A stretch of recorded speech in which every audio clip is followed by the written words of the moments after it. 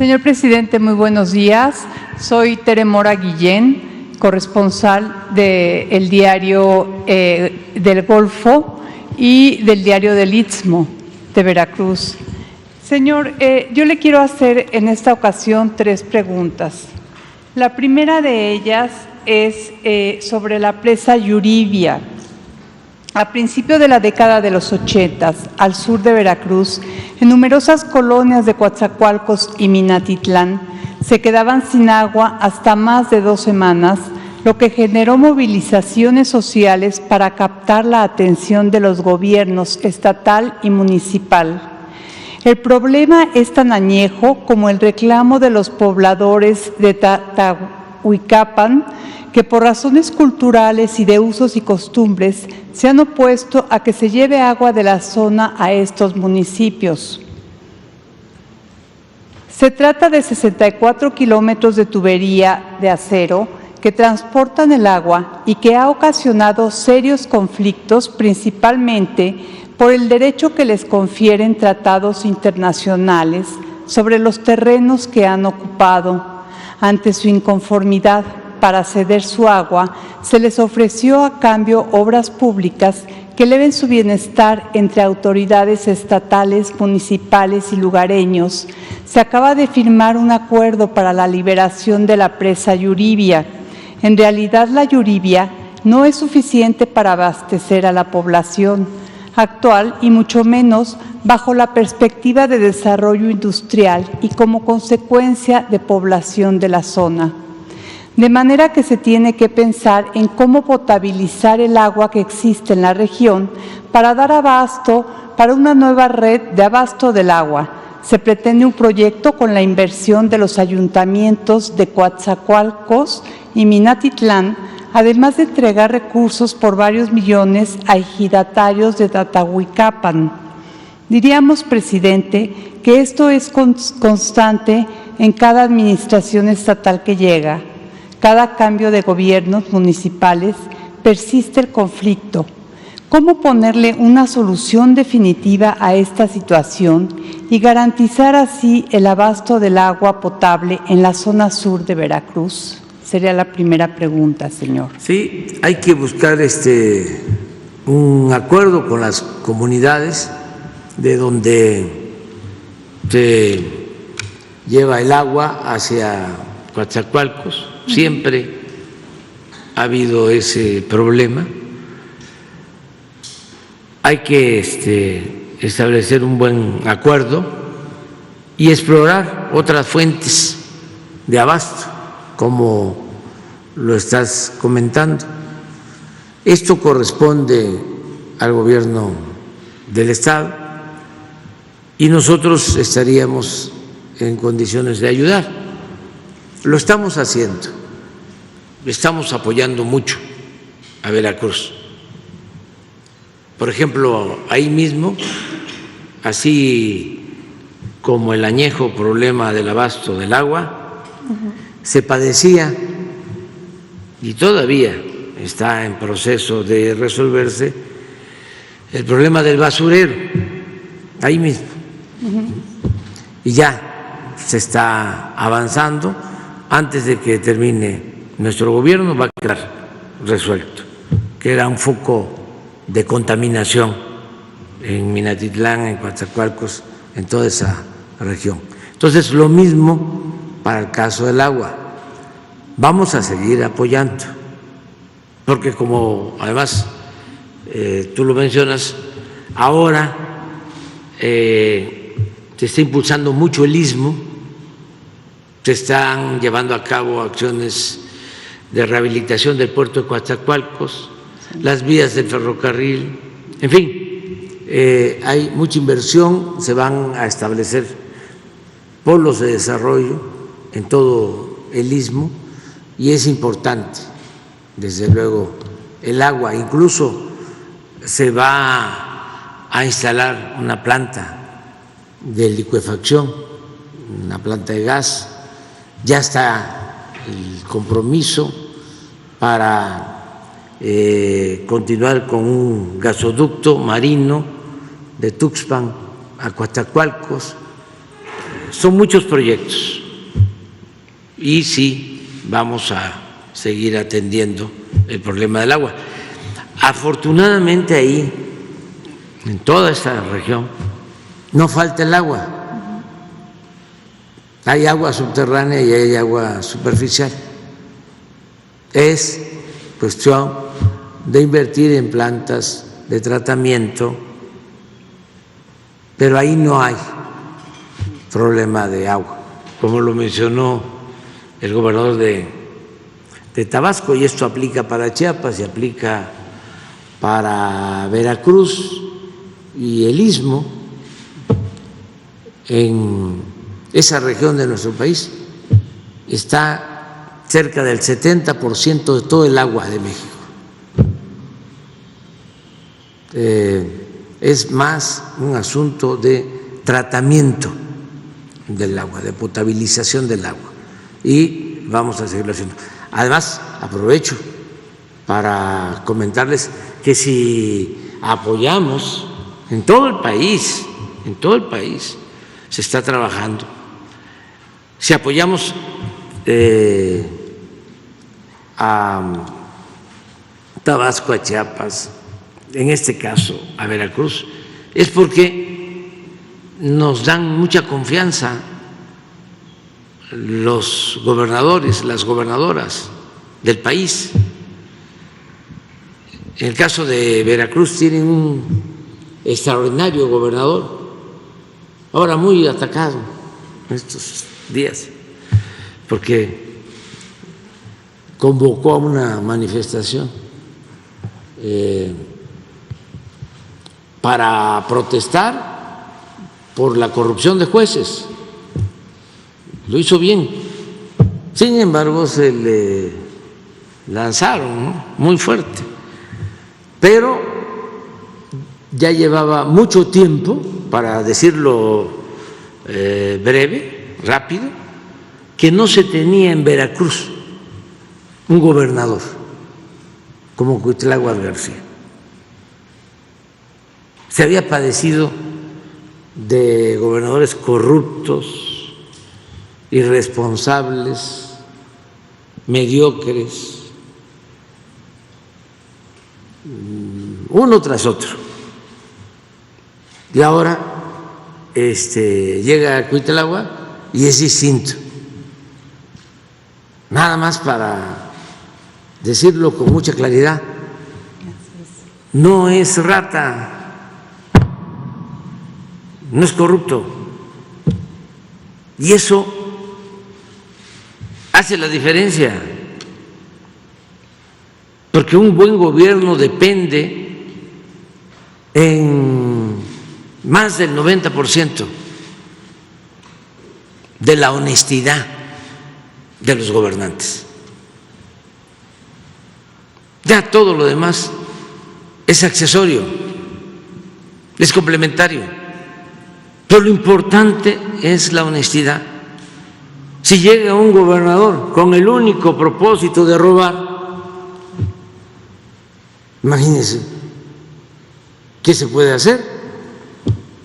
Y eso es lo que pasaba en Veracruz, un estado rico con pueblo pobre, porque todos se lo robaban.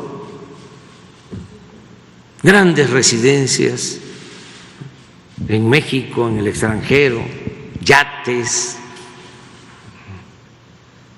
aviones, una vergüenza. Por eso estoy muy contento con mis paisanos veracruzanos, porque demostraron de que no se dejan chorear. Ya llevaban algún tiempo y yo decía, ¿qué pasa? Si este pueblo es de los más avispados de México, ¿cómo es que se dejan jugar el dedo en la boca? ¿Cómo es que se dedican a aplaudir? si los están saqueando. Y bueno, como decía Lincoln, al pueblo se le puede engañar una vez, 2 veces, pero no se le puede engañar toda la vida. Lo celebro. Y lo mismo acaba de pasar en Tamaulipas. Uy, los que gobernaban Tamaulipas. Ay, nanita.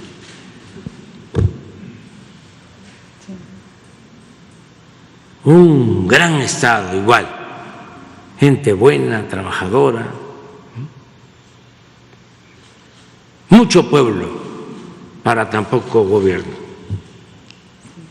Y ahora tomaron la decisión los tamaulipecos y dijeron basta, y ya hay un gobernador honesto, íntegro. Eso es muy importante. Quien gobierna. Ahí está la clave de todo, porque no debemos de olvidar, y este es un asunto polémico, siempre lo he sostenido y algunos o no están de acuerdo o se quedan callados, pero siempre he sostenido que el principal problema de México era la corrupción, el principal problema. Porque preguntaba yo, ¿cuál crees tú que es el principal problema de México? La inseguridad. Sí, claro. ¿Pero por qué la inseguridad? Por la corrupción. O el desempleo. Pues sí, el desempleo, la falta de trabajo, de oportunidades para buscarse la vida de manera honrada, pero por la corrupción. Ahora les voy a presumir, en el mundo hay solo 2 países con menos desempleo, con las tasas de desempleo más bajas. País de Asia, Singapur y México. Tenemos ya problemas porque nos falta fuerza de trabajo en las obras. Aquí están los constructores. Por eso también en esta semana voy a presentar un programa para nuestros hermanos centroamericanos con el propósito de que puedan tener visas temporales para trabajar en obras públicas en México, ¿sí? Que puedan estar legalmente en nuestro país con visas temporales de trabajo, porque necesitamos fuerza de trabajo para las obras, y más si se trata de mano de obra calificada. Nos hacen falta muchos fierreros, soldadores, incluso ya ingenieros profesionales. Para el Tren Maya se están mandando a capacitar a Europa conductores, mecánicos. Es una labor importante, pero todo esto es por no permitir la corrupción, porque también se dice es el problema la falta de educación, sí, pero por la corrupción. porque si no hay corrupción, hay presupuesto, se les puede pagar bien a los maestros, se mejoran las escuelas, se otorgan becas, nadie se queda sin la oportunidad de estudiar, no importa la condición económica, social de los padres. Lo mismo, el problema es la salud. No, el problema es la corrupción, porque se robaban el dinero para los medicamentos, porque no formaban a los médicos, a los especialistas, porque construían obras carísimas que ni siquiera las terminaban, las dejaban inconclusas, porque como estamos viendo, crearon un sistema, porque eran muy buenos para tramar y hacer negocios, porque los maleantes no solo piensan, traman.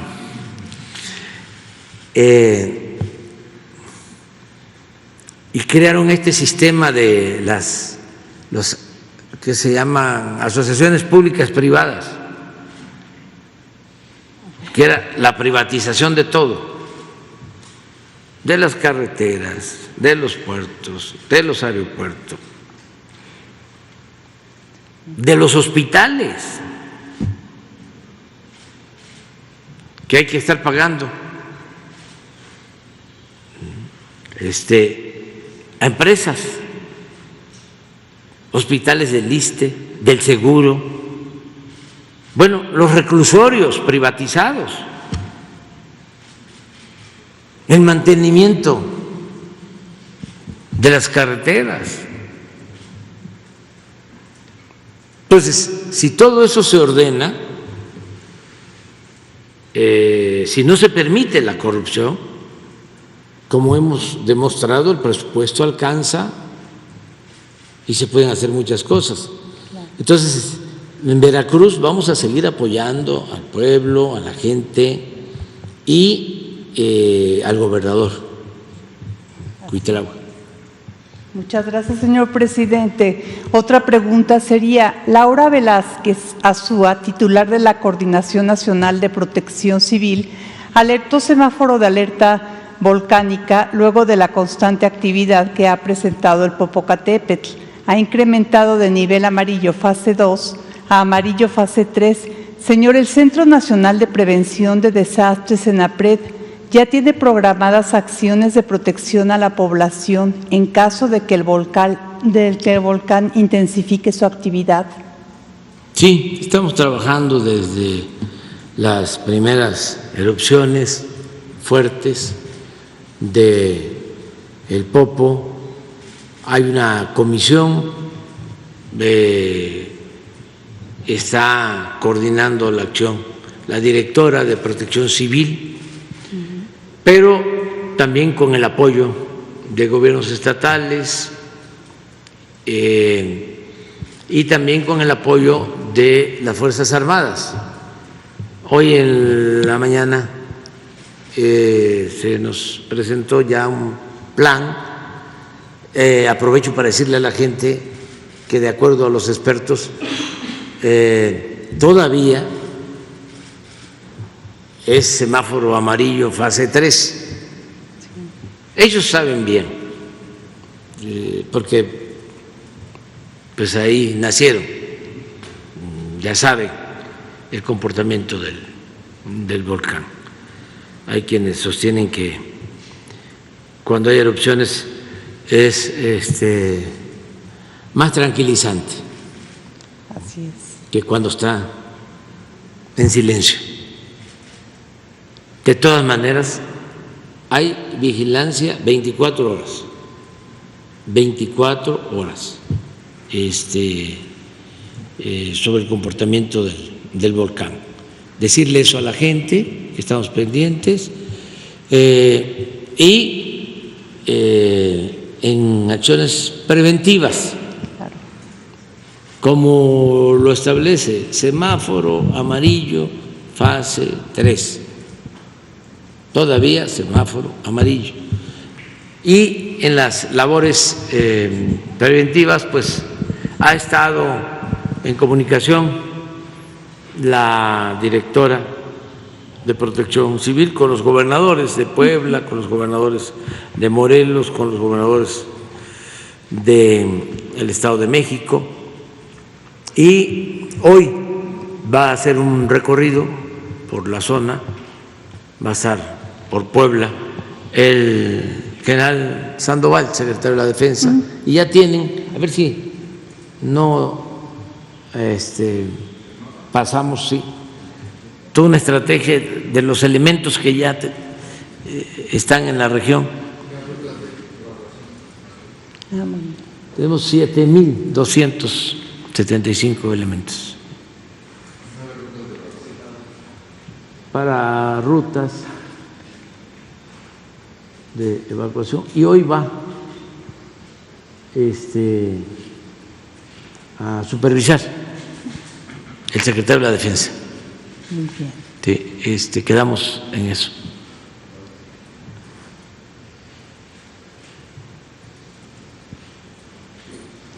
La instalación de albergues, la revisión de caminos para evacuaciones rápidas si se necesitara. Muy bien. Este es el plan. Señor, muchas gracias. Y la tercera pregunta sería, la toma de 3 líneas ferroviarias de Ferrosur pretende acelerar las obras del corredor interoceánico y dar paso libre a ferrocarriles de Tehuantepec. Sí, se está buscando que se avance más y que se integre toda la región. No tienes un plano del sureste, no solo el Maya, sino que sí, toda la región, para que se explique mejor, porque es unir desde el istmo hasta la península de Yucatán, con los puertos hacia el Pacífico y el Atlántico. Y no queremos que en el futuro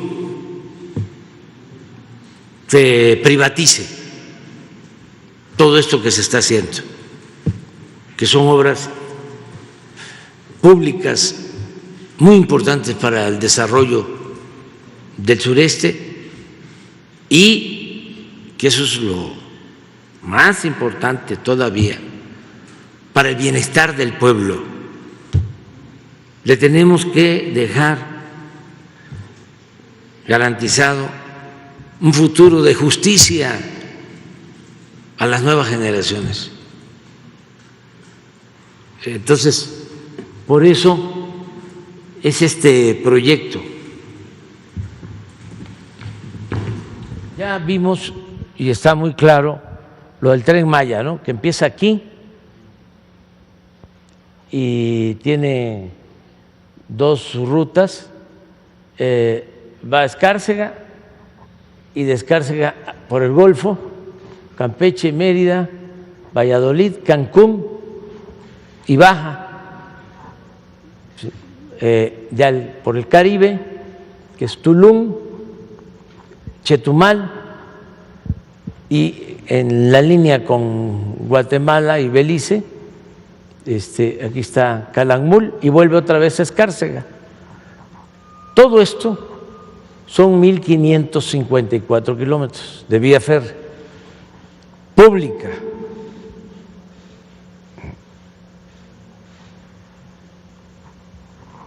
De aquí de Palenque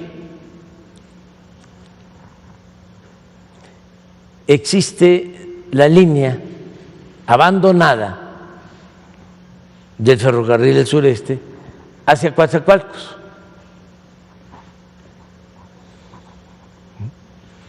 Esta es una concesión que se recuperó, que ya tenemos, Entonces, ya podríamos tener movimiento de pasajeros y de carga desde Coatzacoalcos hasta Cancún, hasta Progreso, por el otro puerto, que es muy importante. Y por acá tenemos lo que es la franja del Istmo.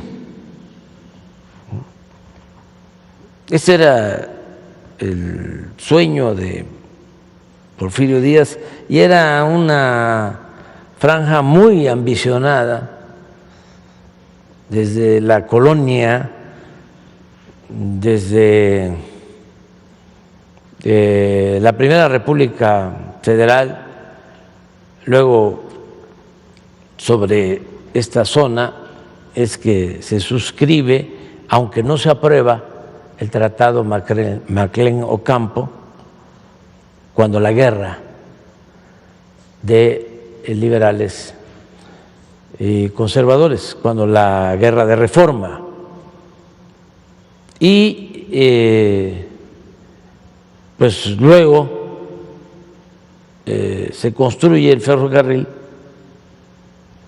en la época de Porfirio Díaz, se construyen los puertos este y este. Y siempre se había considerado esta franja como de seguridad nacional, siempre.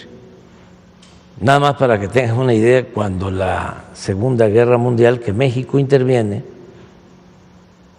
aquí se construye una base aérea,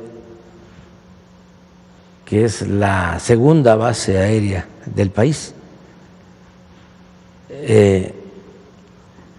en Tehuantepec, aquí, Salina Cruz, que hay un aeropuerto que se construyó en los años 40, cuando la guerra, y era usado por la flota aérea estadounidense, porque se llegó a un acuerdo con el gobierno de Estados Unidos cuando la guerra. Entonces, existe este ferrocarril y luego el de Ixtepec, que está por aquí,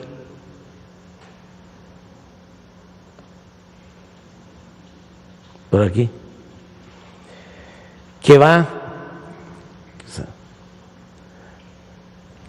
aquí a Arriaga, Tonalá, hasta acá, hasta Guatemala. Este también ya está liberado, abandonado. Entonces el plan es la construcción o rehabilitación de este para cruzar el istmo, unir Asia con el Atlántico, sobre todo con la costa este de Estados Unidos, que no tenemos mucha relación comercial, toda la tenemos hacia el norte. Recuerden que ya México es el principal socio comercial de Estados Unidos. Entonces, queremos el desarrollo hacia la costa este, a través de este puerto, básicamente. Y este puerto es fundamental, ¿sí?, para Asia. Todo, pues son alrededor de 3,000 kilómetros de vías férreas. Entonces estamos invirtiendo en todo. Tenemos, como es sabido, una oposición de los defensores del antiguo régimen, entre otros encabezados por Claudíquez González y un grupo de abogados que se han dedicado a detener toda la obra, como lo hicieron con el aeropuerto Felipe Ángeles. Ese mismo grupo se dedicó a presentar amparos. Nos costó mucho trabajo resolver, por ejemplo, lo de este tramo. Aquí fue donde más se cargaron, este pequeño tramo de Tulum a Cancún, con pseudos ambientalistas y estos abogados. Resulta que esta asociación que está en contra de las obras está financiada por el gobierno de Estados Unidos. Y tenemos información que querían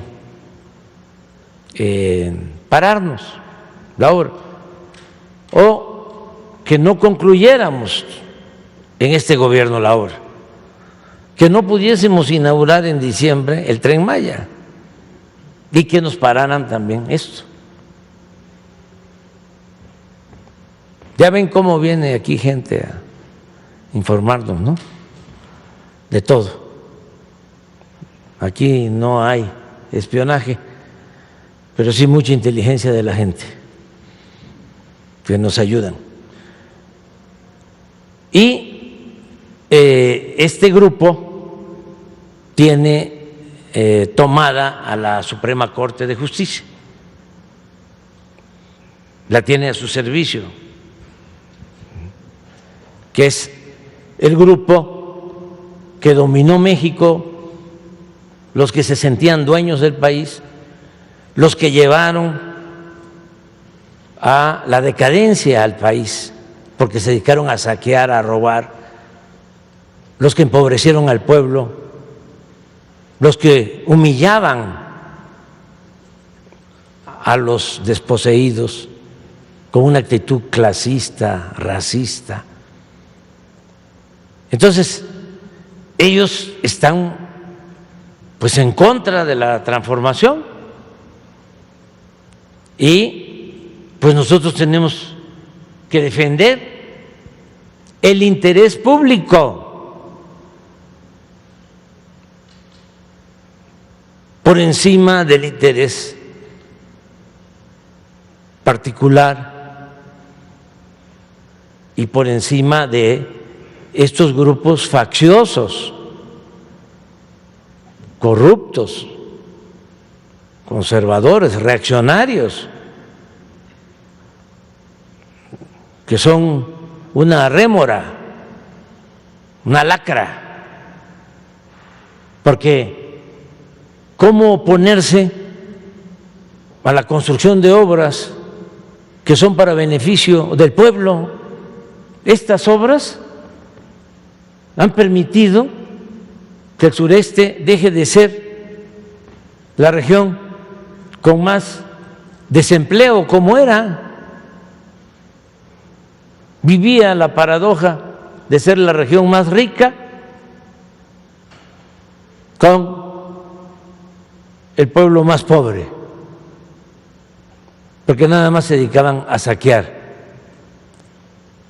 Entonces, ¿por qué detener el desarrollo, el progreso con justicia de una región del país y perjudicar a la gente? Porque aquí estamos hablando de que en este tiempo pues están trabajando 100,000 obreros en todas las obras.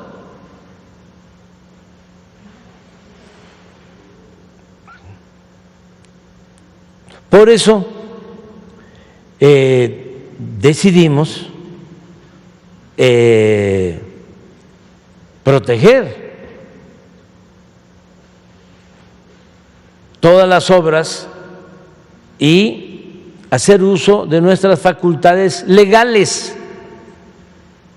porque no estamos actuando de manera autoritaria.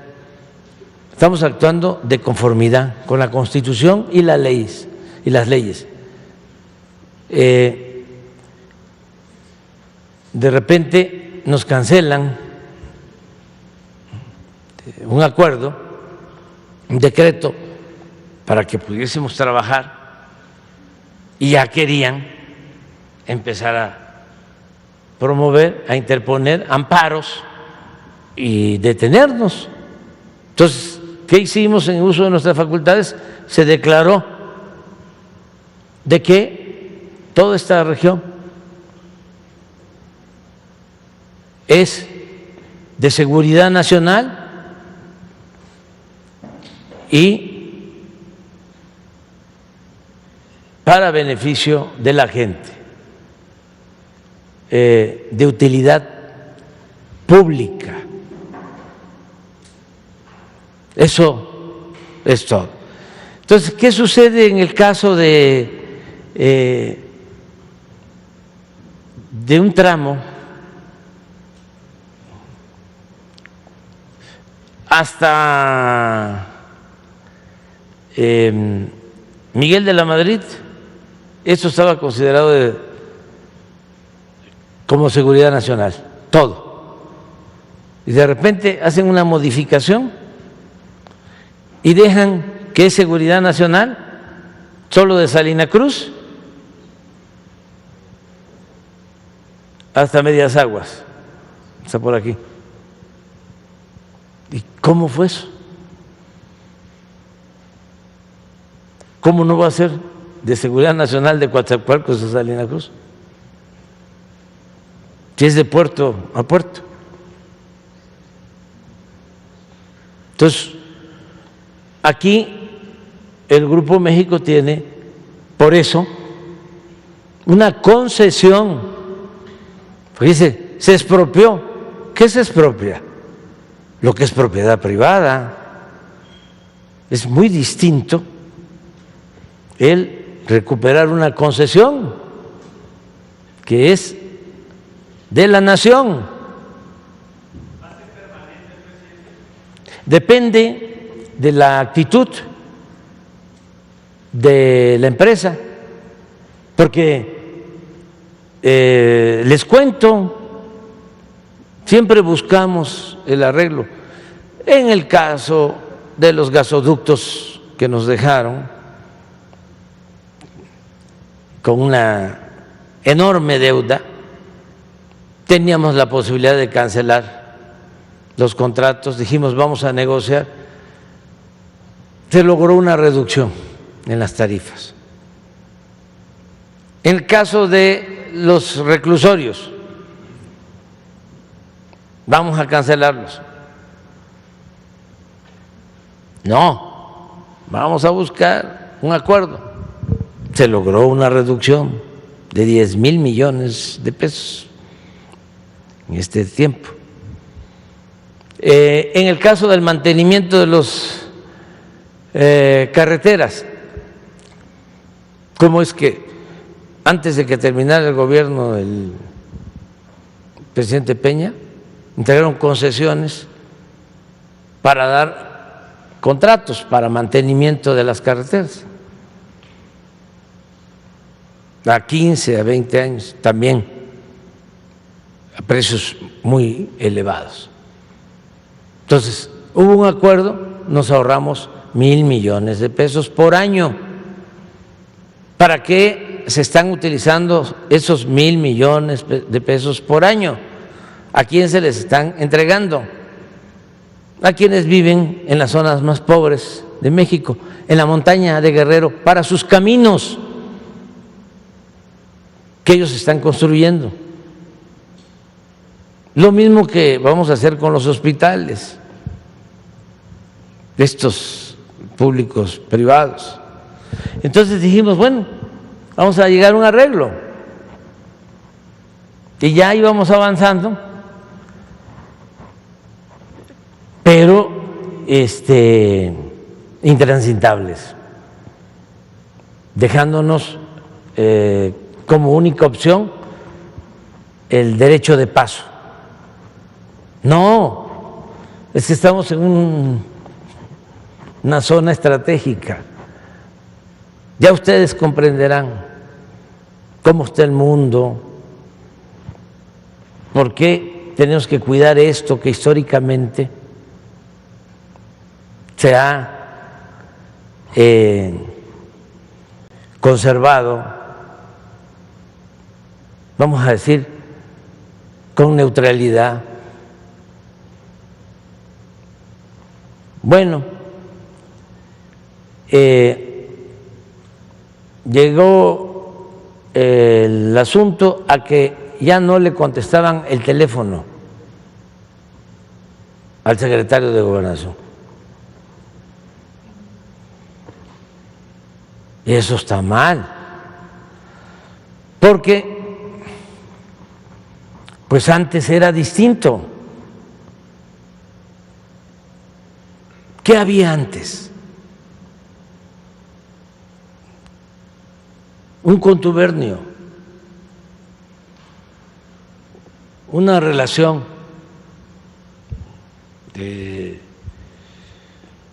estrecha. El poder económico y el poder político se alimentaban, se nutrían mutuamente. La verdad, tenían tomado el gobierno era un comité al servicio de una minoría. No había democracia. Una cosa es que se celebraran elecciones y otra cosa es de que el poder estuviese al servicio del pueblo. No, el gobierno era un comité al servicio de una minoría. En realidad existía una oligarquía con la fachada de democracia. ¿Quieren ejemplos? Nada más voy a poner dos. Cuando Zedillo les entrega todos los ferrocarriles, aquí estamos, la diferencia son 120 kilómetros, pero Zedillo les entregó 24,000 kilómetros a dos empresas, todo.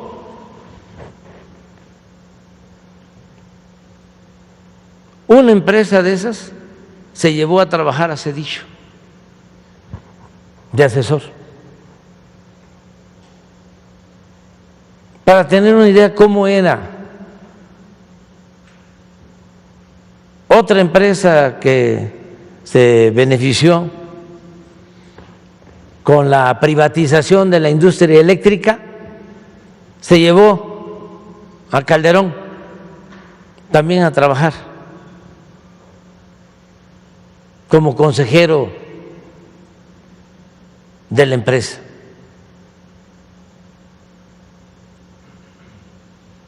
Había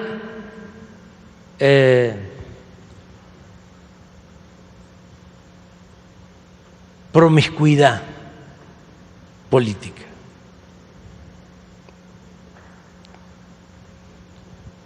No había una separación entre lo político y lo económico. El poder económico tenía sometido al poder público. Por eso nos los planteaban. Me acuerdo mucho del migrante de allá de Baja California,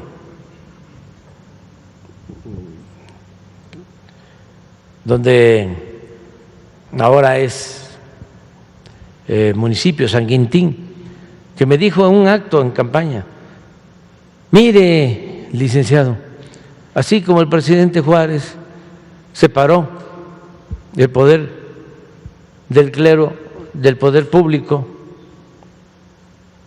porque de acuerdo al principio bíblico, a Dios lo que es de Dios y al César lo que es del César, así ahora lo que se necesita es separar al poder económico del poder político y que el gobierno represente a todos. y que siempre vea por el interés general, por la felicidad del pueblo. No que el servidor público sea un empleado de ningún grupo de interés creado, que represente al pueblo, que el único amo del gobernante sea el pueblo. Entonces, regresando a eso, les dijimos, vamos a arreglarnos. Como no había respuesta, o había respuesta, pero en el sentido, como ellos lo sostienen, es cierto, en su comunicado, dicen que nos daban la pasada.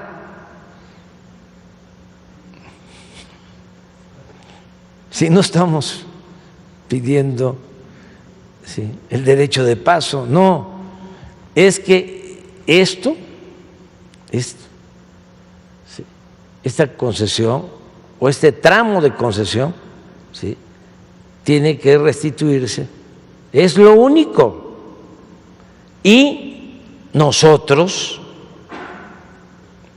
buscando un acuerdo, les damos el derecho de paso. Pero la vía que es de la nación va a regresar al dominio de la nación por seguridad nacional y por interés público. Y es completamente constitucional y legal. Entonces, ya estaba pues a punto de firmarse el acuerdo, en este caso el decreto,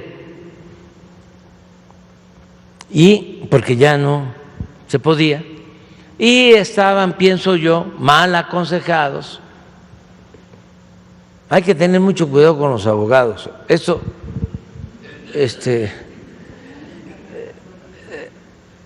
sobre todo los que son muy famosos y se creen muy influyentes, que cobran muchísimo, cobran por hora.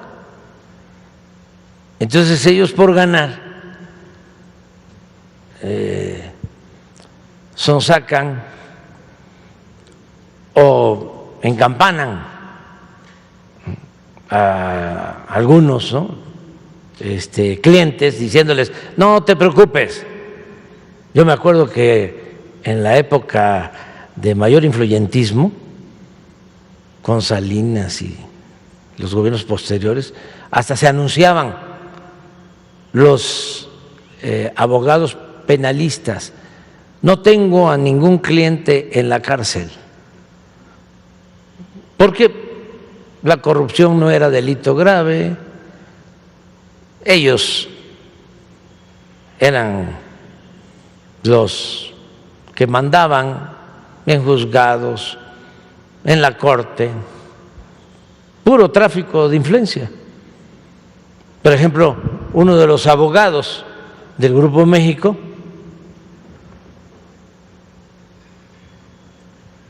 era el que fue, qué bien que ya está aquí todo, secretario de Gobernación con Calderón, Gómez Mon, abogado del Grupo México. O sea, con muchas agarraderas, con muchas influencias. Entonces, muy mal aconsejados. Ese es el tema. Sí, les voy a comentar todo, porque no hay nada que ocultar, nada. Ya estaba el acuerdo para recuperar la vía, y como un mes o 2 meses antes se invitó a un grupo de empresarios que platico con ellos periódicamente a una comida y resultó de que él confirmó que iba a estar en la comida el día que íbamos a firmar, que iba yo a firmar el decreto. Entonces les dije al secretario de Gobernación, no es posible esto, o sea, no es de buen gusto, o mejor dicho, es de mal gusto. ¿Cómo va a venir a comer? Y y ese día se da a conocer el decreto, ¿no? Además, quiero hablar con él para a ver si se llega a un acuerdo. Y ese día se detuvo y hablé con él. Y no, sí nos entendemos y todo. Bueno, pero quiero hablar. ¿Cuándo? No, cuando usted diga. Bueno, mañana. O sea, al día siguiente de la comida, vamos a un desayuno. Entonces, me quedo con la idea de que ya no iba a haber problema. Sí, nos arreglamos. Entonces, le pedí al secretario de Gobernación, porque desayunamos, él y el secretario de Hacienda y el secretario de Gobernación. Entonces les pedí ya, llegué a un acuerdo. Lo único que quiero es la devolución de este tramo de concesión. Por esto, miren,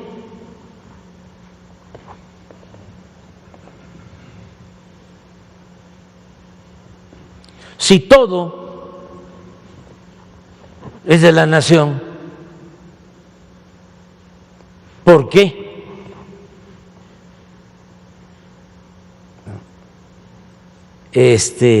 no recuperar esto? Que además originalmente era parte de la seguridad nacional. Y garantizando, porque él tiene la concesión de Veracruz Puerto, de aquí para arriba, 12,000 kilómetros.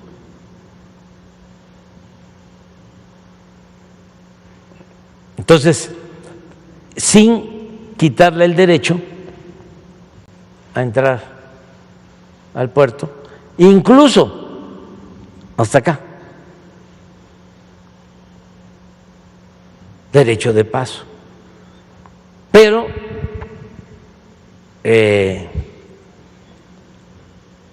la propiedad de la nación y en especial de la Secretaría de Marina, que es la que va a hacerse cargo de aquí, todo esto, aquí, hasta Palenque, y de aquí para acá la Secretaría de la Defensa. Son dos grandes empresas ferroviarias, ¿sí?, con aeropuertos, con puertos y con otros desarrollos, parques recreativos, por ejemplo, el Parque de la Plancha en Mérida, el Parque del Jaguar en Tulum, hoteles, dos grandes empresas. ¿Por qué también? No tiene nada que ver con la militarización que piensan, ¿no? Una cosa es la defensa de nuestros territorios y otra cosa es la militarización. ¿Pero por qué a la defensa y por qué a Marina? Porque lo que estoy procurando, y esto lo he platicado con muchos, es de que no se vuelva a privatizar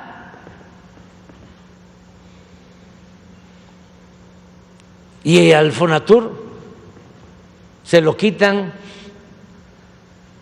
no aguanta ni el primer pellizco. En cambio, a la Secretaría de la Defensa, porque además los beneficios de las obras son para garantizar todas las utilidades, las pensiones de las Fuerzas Armadas. Pero básicamente es para que esto que le ha costado al pueblo, estamos hablando de una inversión en total que va a llegar a más de 400,000 millones de pesos, aeropuertos, todo, no se entregue. Ahí les dejo de tarea que investiguen en cuánto vendieron los ferrocarriles de la nación en la época de Zedillo.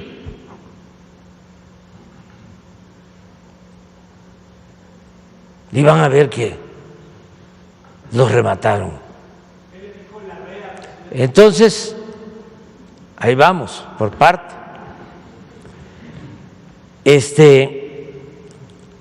Sí, vamos a arreglarnos. Yo no sé, vuelvo a que los abogados o asesores expertos, ¿no?,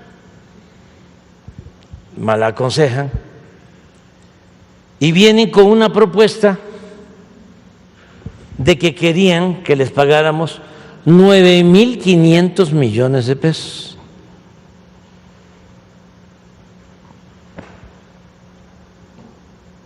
Pues así ya no se puede.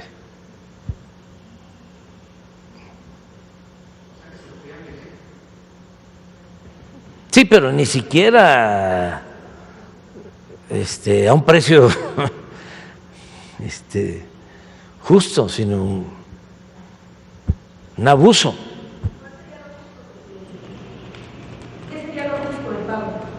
Que se haga después del procedimiento legal, la autoridad competente mande a hacer un avalúo y se paga una indemnización, si es que les corresponde.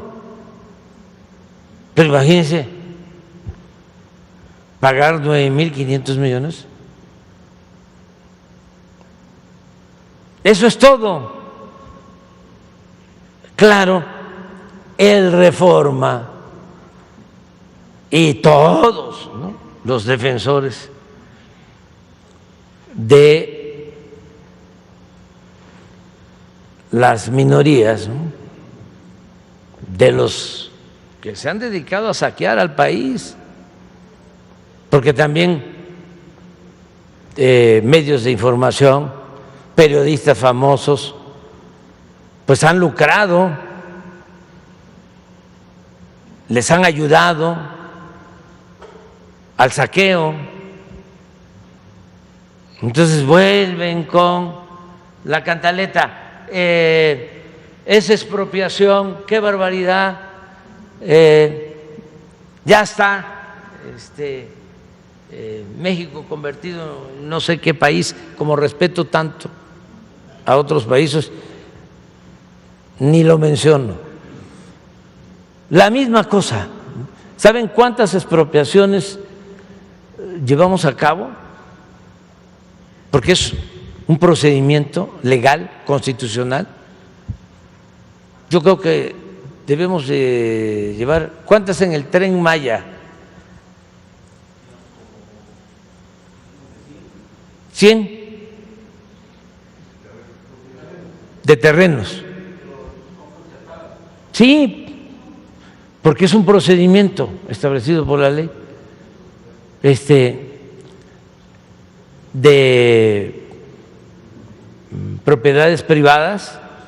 Se llega a un arreglo y dices, a ver, vamos a llevar a cabo una expropiación concertada, se expropia, se hace el avalúo y se paga. Pero sí, como 100. Es un mecanismo. Ah, pero como ahora fue al señor Larrea,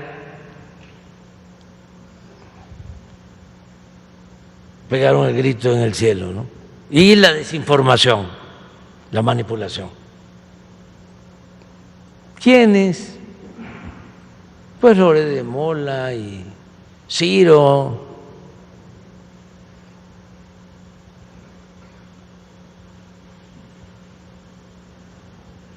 López Dóriga, y etcétera, etcétera, etcétera, ¿no? O sea, muchísimos.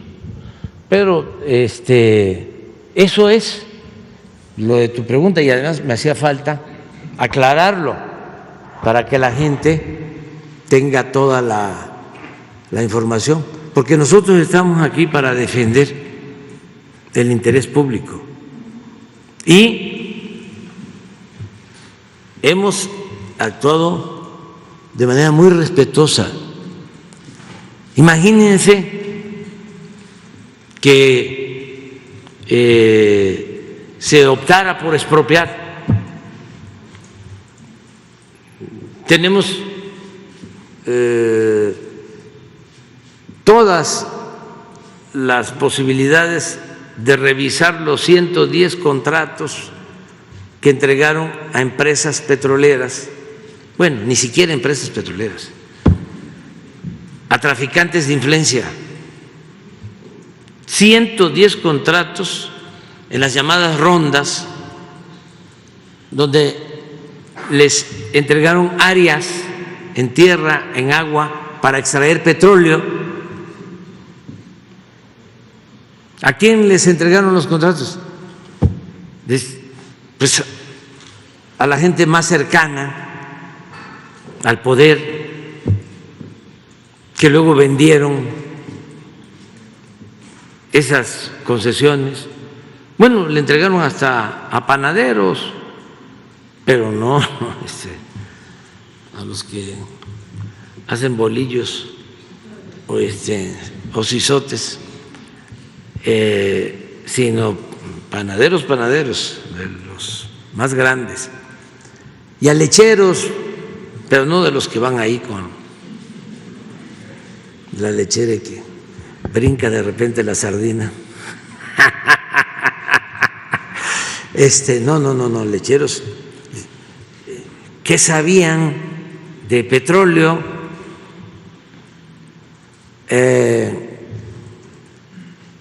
nada. Y de esos 110 contratos, ¿cuántos están en operación? 3. Y no los hemos tocado, ni los vamos a tocar. Lo mismo los contratos de minería.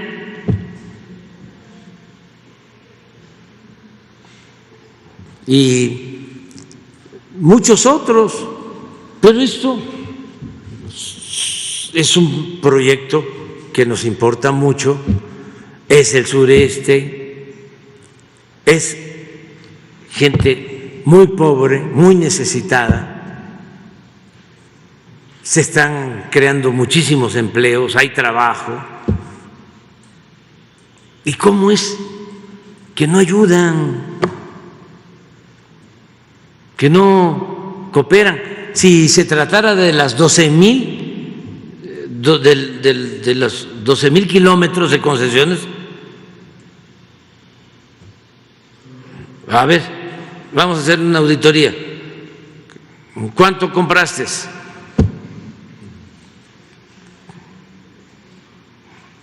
¿Cuánto pagaste realmente? A ver,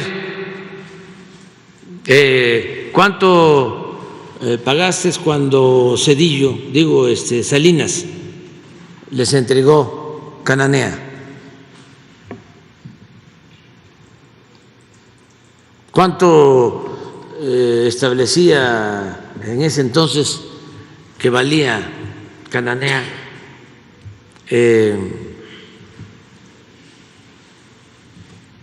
Hacienda en particular, Nacional Financiera. ¿Y cuánto terminaron pagando? Y tantas cosas, tantas cosas.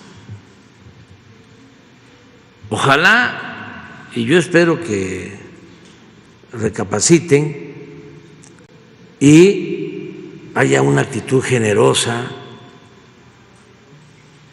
Y no es ni fuerte la venganza, no vamos nosotros a afectar a nadie. ¿Se va a reunir con la DEA próximamente? No, vamos a esperar a que resuelvan y ojalá y sea en buenos términos.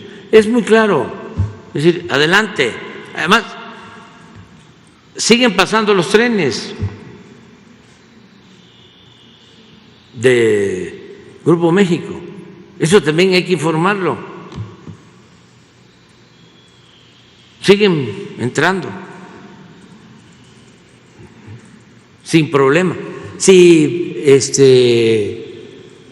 actuó la Marina es para cuidar que no haya un sabotaje y que nos culpen,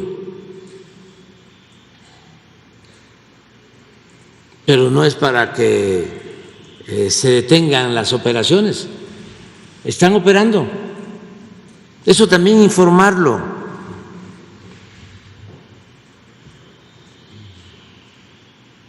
Y también aclarar todo. Esto no tiene nada que ver con la operación que están haciendo para comprar Banamex. No, lo dije aquí, lo sostengo. Si ellos cumplen con 4 requisitos o recomendaciones, primero, que sea capital mexicano, mayoritario, que sea de mexicanos. Segundo, que estén al corriente en el pago de impuestos, que la empresa esté al corriente de sus pagos en Hacienda, en el SAT. Tercero, que el patrimonio cultural de Banamex se quede en México. Y cuarto, que paguen impuestos, que a ellos no les corresponde pagar, sino a quien va a vender. Lo que no se hizo cuando la vez pasada vendieron Banamex a Citigroup, lo mismo, pero ahora al revés, y no pagaron por influyentismo ni un centavo de impuestos en la operación. Y argumentaron de que como la operación se hizo en la bolsa y las operaciones en bolsa no pagaban impuestos, pues que todo era legal. Sí. Nada más que para una operación de esta naturaleza tienen que autorizar cuando menos 4 instituciones mexicanas. Y en aquel entonces todas autorizaron, porque había consigna. ¿Y cuánto dejaron de pagar de impuesto? 3,000 millones de dólares en aquel tiempo. Entonces, no hay ningún problema en el caso del banco, no es un asunto personal, no es un pleito con Germán Larrea, no. Ojalá y comprendan, no solo los de esta empresa, sino otros empresarios y quienes no están de acuerdo con nosotros, ojalá y en un momento de sensatez piensen que un gobernante tiene que representar a todos y que tiene que cuidar el interés público.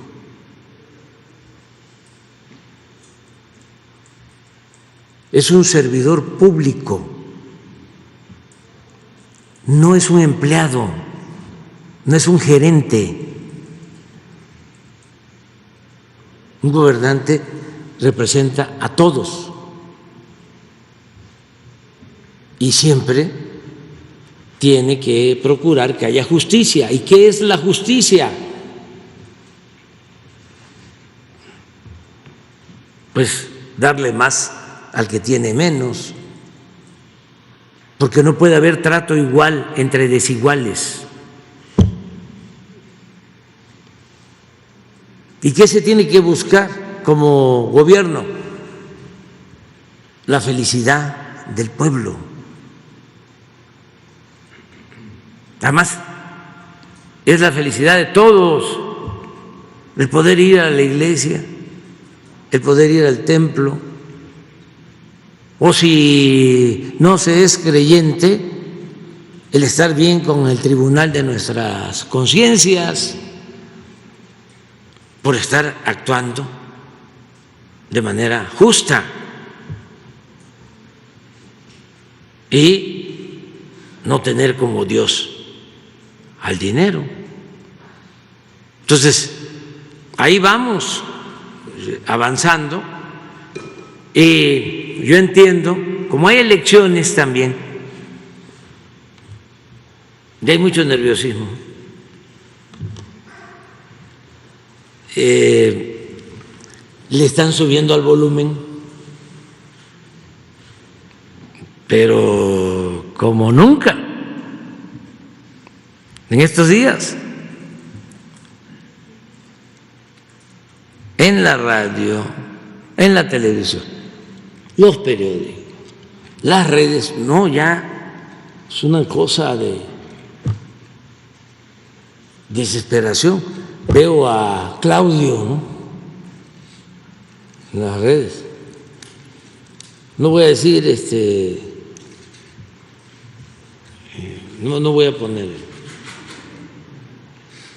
pero tiene un mensaje, ayer creo que lo puso, en donde si no se vota por un partido, ¿sí?,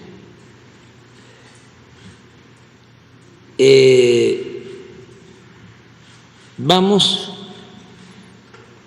a condenar a nuestros hijos al más terrible sufrimiento.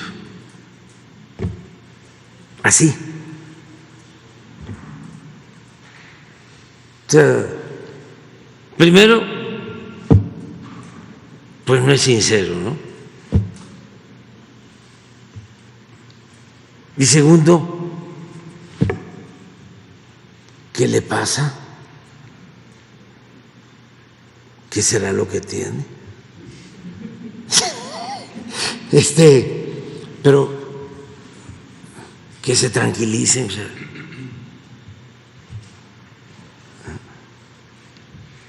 hay que serenarnos porque están muy desatados, todos ahí. Entonces, tranquilos. Ya es tardísimo ya. Presidente.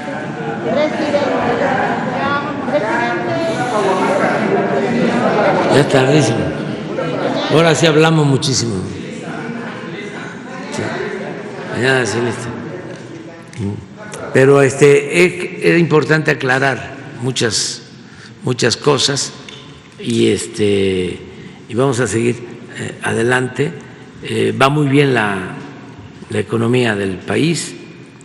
Este dato de que con Singapur es el país con menos desempleo en el mundo. Le voy a mostrar otro dato.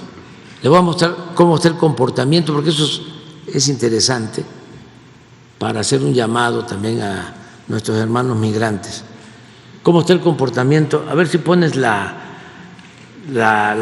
gráfica que expuso hoy, que dio a conocer hoy Marcelo. Sí, la gráfica, para que vean que también eso ya se está resolviendo. Esto mismo. ¿Se acuerdan que al quitar el título 42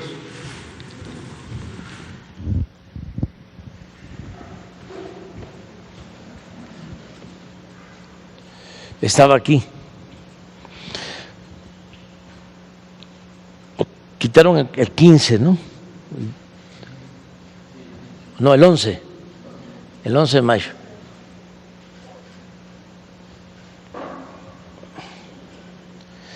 Entonces, había una propaganda en Estados Unidos de mucho alarmismo sobre la frontera.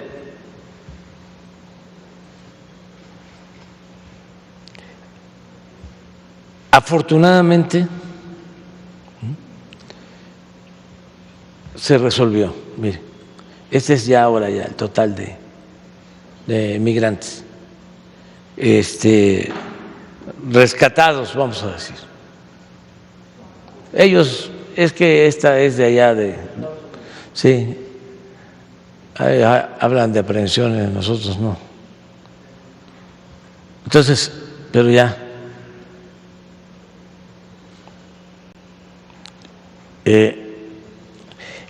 Este es el total. Estos son los no mexicanos.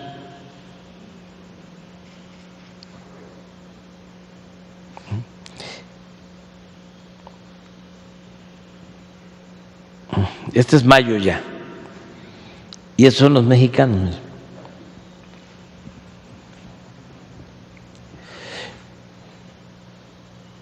Y todavía vamos a buscar. Por eso estamos en condiciones de abrir para las visas temporales para hermanos centroamericanos.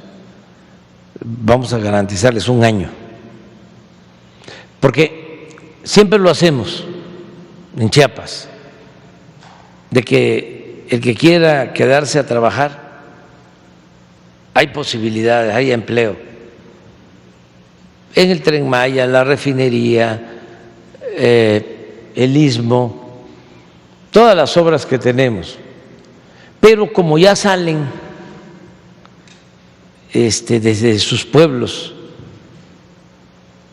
con la idea de llegar a Estados Unidos, además en algunas ocasiones ya le pagaron al traficante de personas o coyote, pollero. Entonces ya desde que salen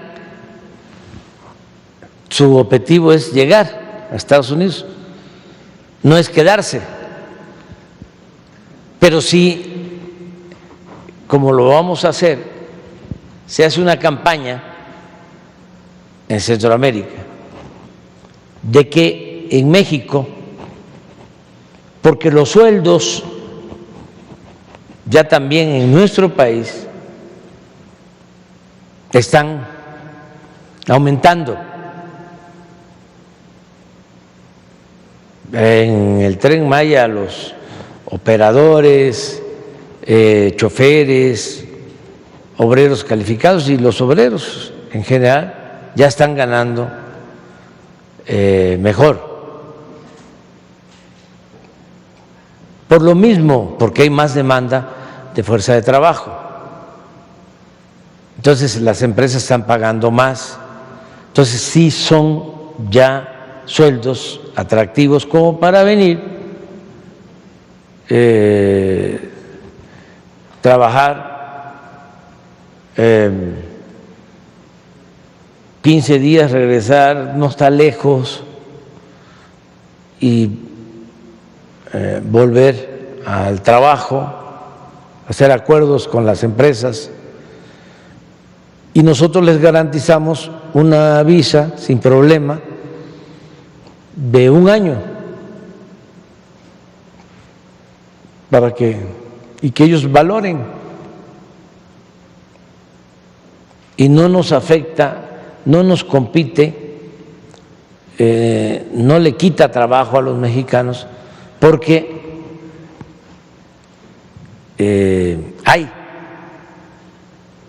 afortunadamente hay empleo.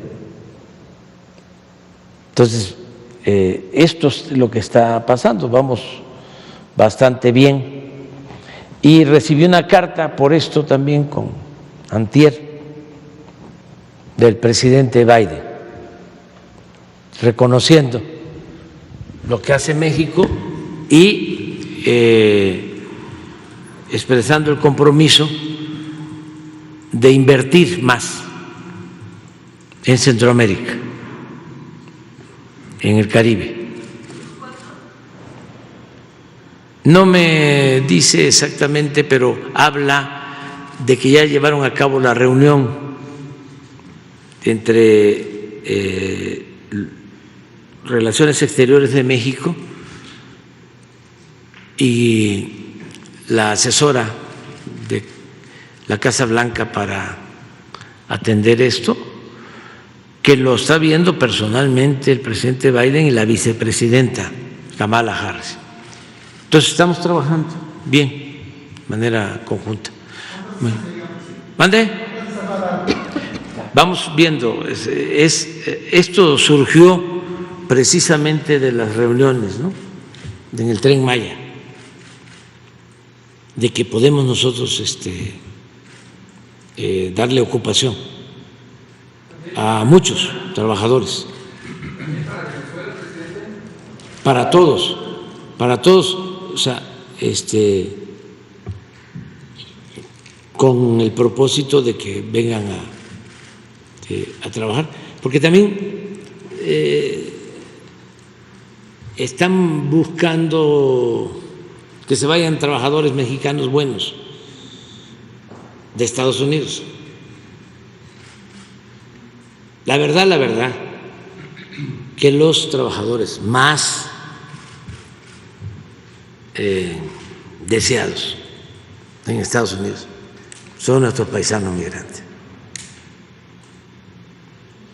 Ahora sí, sin herir susceptibilidades, sin celos ni sentimiento, pero sí los buscan mucho. Entonces, aquí todas las empresas tienen centros de capacitación, y resulta que ya cuando los forman vienen a buscarlos y se los llevan. Entonces, sí hay esas visas temporales que también queremos ver con el gobierno de Estados Unidos, de que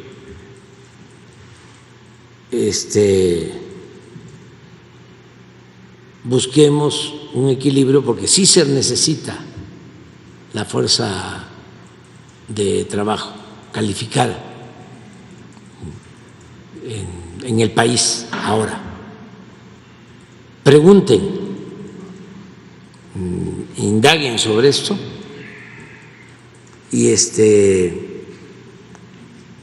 y lo mismo está pasando en Estados Unidos.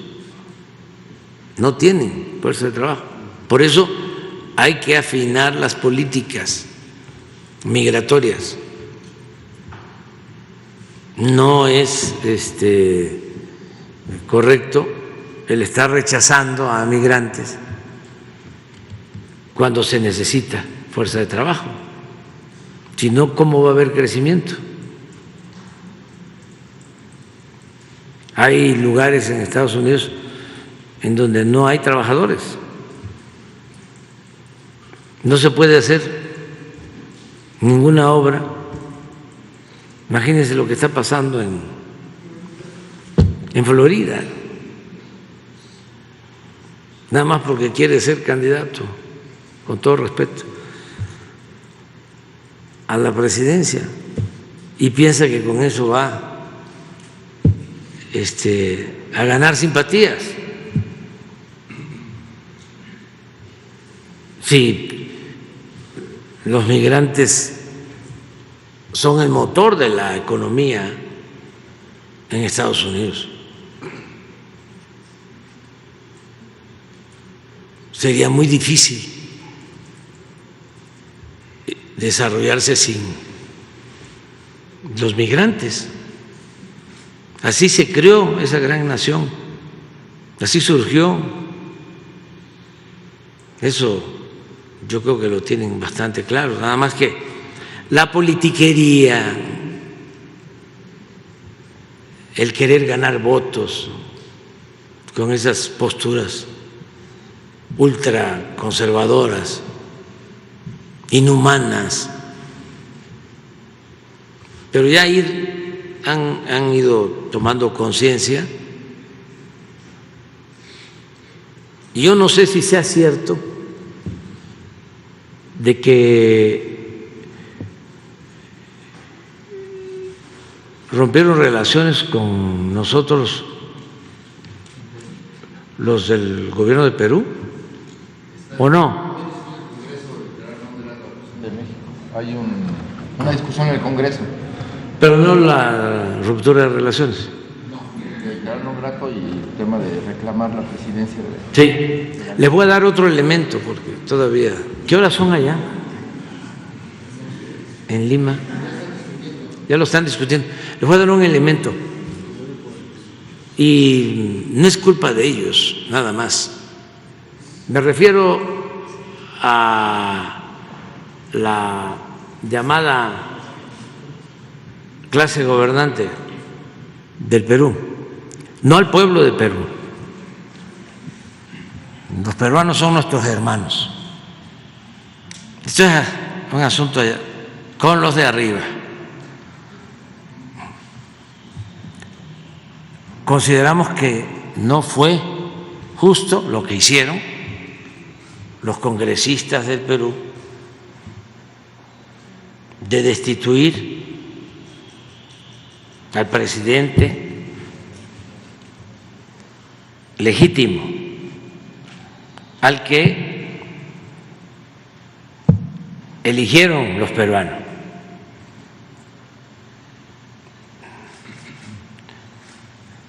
Y no solo se quedaron con eso, sino que lo encarcelaron a Pedro Castillo y está injustamente en la cárcel, ilegalmente. Si se hace un análisis de los procedimientos legales, constitucionales, del marco legal jurídico del Perú, lo incumplieron, lo violaron. Fue una decisión arbitraria, más la represión que desataron. Asesinaron como a 70 personas que protestaron. Entonces yo no puedo quedarme callado ante eso. Pero además dije en su momento de que todo ese proceder arbitrario tenía que ver con los intereses económicos que se aprovechan de los recursos naturales del Perú también a costa del sufrimiento del pueblo de Perú, que esa oligarquía peruana es la que domina, la que manda, y que también no se me hacía correcto ni normal el que apenas se estaba dando a conocer la destitución de Pedro Castillo y ya la embajadora de Estados Unidos en Perú estaba avalando la decisión que tomó el Congreso. Muy extraño, pero no sé si sea cierto de que ayer ese Congreso del Perú autorizó que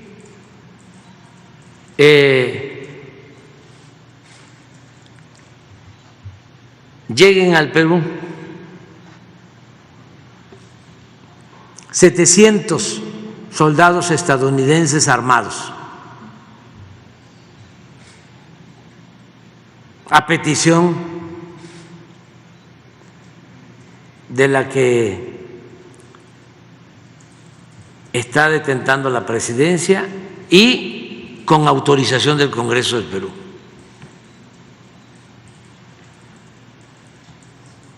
$700 soldados estadounidenses para entrenar a Fuerzas Armadas del Perú y a la Policía del Perú.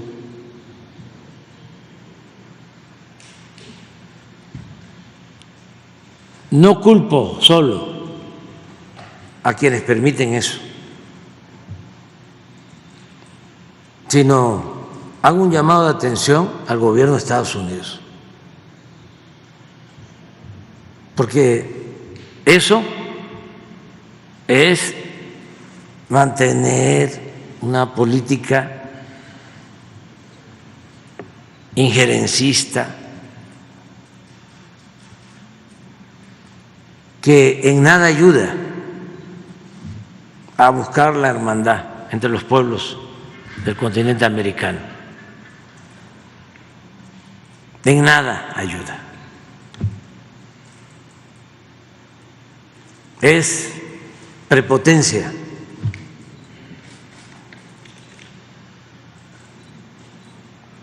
No tiene nada que ver con la política de buena vecindad del presidente Roosevelt.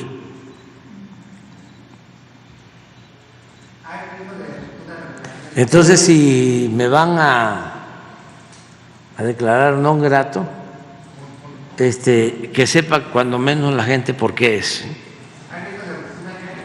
Mande. ¿Hay riesgo de ruptura, señor presidente? ¿Cómo? ¿Hay riesgo de ruptura con Perú? No sé, pero es que leí ayer que iban a discutir este asunto en el Congreso, que tengan todos los elementos. Ellos lo saben, pero lo que quiero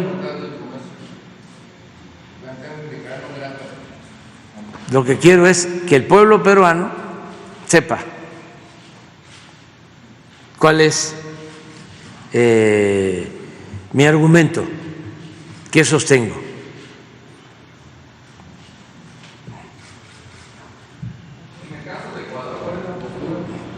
Fíjense en el caso de Ecuador, para que vean la diferencia,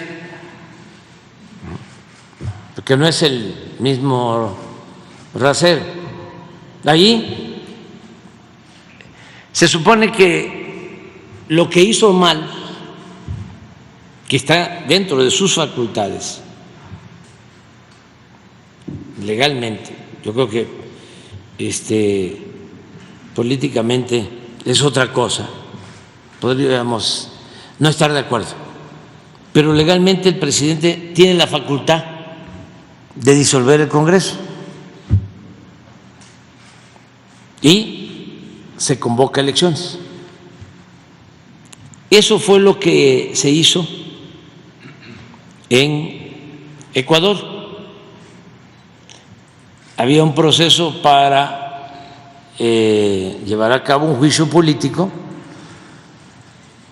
contra el presidente Lasso. Entonces, lo que él hace, o sea, el Congreso aprueba el inicio del juicio político y él lo que hace, en el marco de sus facultades, es disolver el Congreso y al mismo tiempo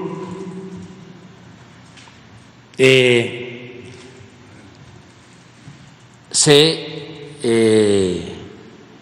disuelve el Poder Ejecutivo, en este caso el presidente deja de tener funciones. O sea, los dos poderes, el legislativo y el ejecutivo.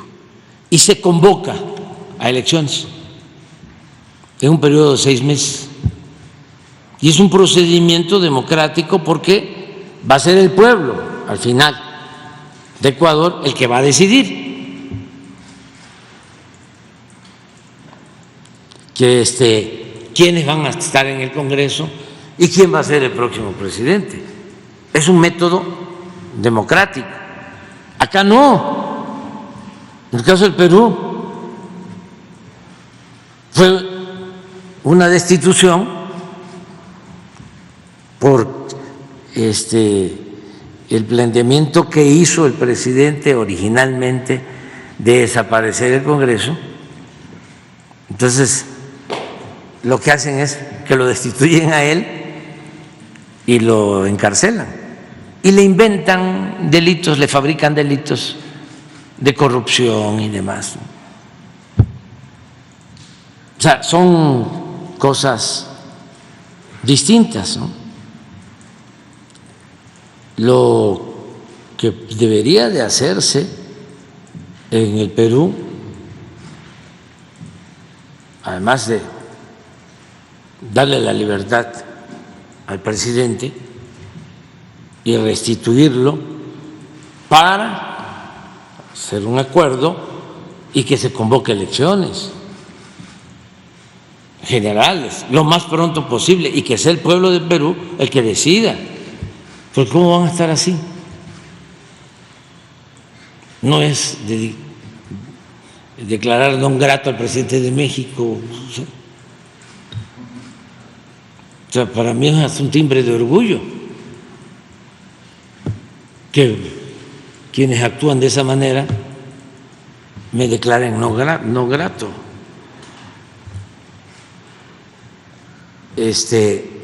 Pero no es correcto. Pero, de nuevo, mal asesorados, y el gobierno de Estados Unidos no debería de abusar. Decía Washington que ni un pueblo abuse del infortunio de otro pueblo.